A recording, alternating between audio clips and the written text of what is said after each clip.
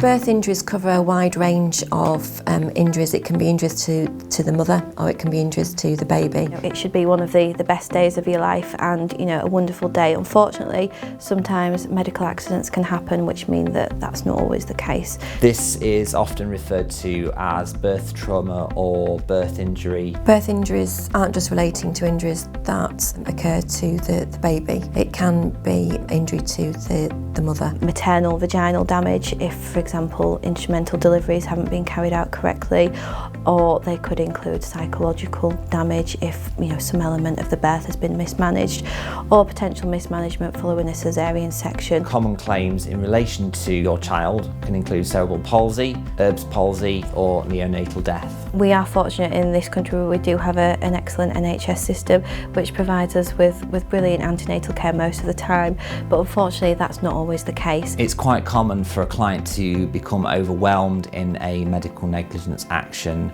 but the reality is we as the lawyer do this on a daily basis. We know how to see a claim from A to Z and help the client through every step of the way. It may not be the first thing on their mind to start to investigate a medical negligence claim, and that's fully understandable. Because of the level of expertise that Bridge McFarland have in medical negligence cases, we work with a number of experts across the country who are able to provide their advice, guidance and support in terms of helping us establish whether or not a client has a medical negligence claim. Not only are we very experienced in the law and the medicine, but a lot of us are parents, so we can associate and understand where the client is coming from. So the statutory limitation period is 3 years from the date of negligence or knowledge of that negligence.